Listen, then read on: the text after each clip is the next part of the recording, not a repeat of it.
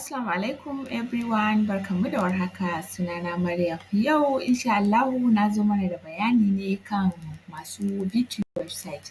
Idan kana da VT website kana da buƙatar ka yi wannan kai adin KYC na Monnify. CBN sun riga sun sa wannan dole duk virtual account ya kasance users ɗin sun yi linking ko dai BVN ɗinsu ko kuma NIN ɗinsu. So kana da buƙatar kai adin wannan KYC ɗin ga site ɗinka saboda users ɗinka su idan sun sa kuɗi su riƙa amfani da su riƙa tafiya automatically suna dawowa cikin wallet ɗinsu kamar yadda kake using. For now an yi releasing na Monnify, so yana da buƙatar ku yi wannan KYC ɗin kamar yadda kuke gani a cikin site ɗina. Idan na yi clicking add money, kowane user ya yi login idan har ya yi clicking add money zai kawo shi da zai yi dole sai ya yi KYC. Kowane kalar software gare ka ba ta government kaɗai ba, kowane kalar software gare ka yana da buƙatar ka je wurin developer ɗinka ka yi KYC. Kamar yadda kuke gani kun ga gashi nan sai account numbers ɗin sai suka ƙi fitowa saboda na riga na sa wannan KYC ɗin. Saboda ina son zuwa 1 ga watan March in Allah ya kai mu, yau muna 20 ga wata, 1 ga watan March in Allah ya kai mu, insha Allah da users ɗina sun sa kuɗi su je a wallet ɗinsu. Amma daga 1 ga watan March idan user ɗinka ya sa kuɗi, in ba dai sun ƙara expanding ba, idan user ɗinka ya sa kuɗi za a yi mashi reversing kuɗin ne, sai dai kullum kai ta manual funding. Manual funding kuma ai ba sauƙi ba ne ba.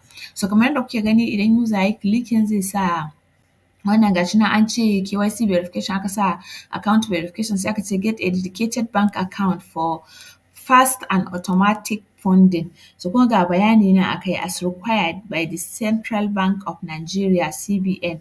Before you can fund your wallet with a virtual account, we will need to verify your identity using your NIN or BVN. Bank verification number (BVN). This process is automatic and you will be able to fund your wallet once verified. You will be able to fund your wallet once verified. So kawai da user ya tashi zai yi scrolling, bari in ɗan rage wannan side ɗin screen ɗina kaɗan. So da user ya tashi zai taɓa inda aka sa start verification ɗin nan.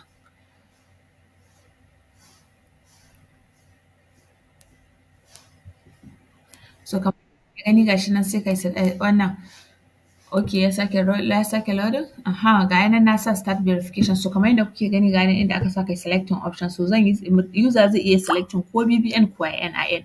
Kowanne ya ɗauka nan yana da buƙatar ya sa number sai kuma nan sai ya zo sai ya selecting date of birth ɗin shi, amma ya tabbata date of birth ɗin is connected with his either BVN ko kuma wannan ko BVN ko kuma ya connecting ɗin shi da wannan date of birth ɗin shi dai wanda yake connected to his BVN correct ko kuma wanda yake connected to his name, saboda wasu za ka ga date of birth ɗin suna da kala-kala kuma haka suke yaɓa su babu abin da ya dame su.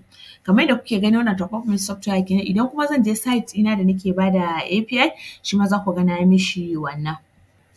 Site ɗina ma da nake ba da API matopop.com, sorry bayan da za a yi abin in saboda recording ɗin da nake na sa wannan tab ɗin ne kaɗai.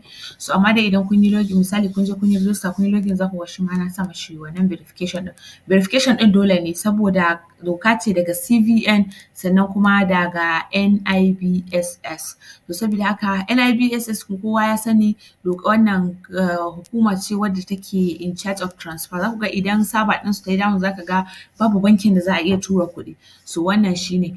Daga 1 ga watan March in Allah ya kai mu duk wanda bai wannan ba, duk wanda user ɗin da bai yi verifying ba, ko kana da ka sa verification ɗin nan a site ɗin ko baka sa ba, duk user ɗin da bai yi verifying ba wannan account number ko da ya yi saving ɗinta a wayan shi, in ya tura kuɗi ba za su shiga a wallet ɗin shi ba, za a yi mashi refunding.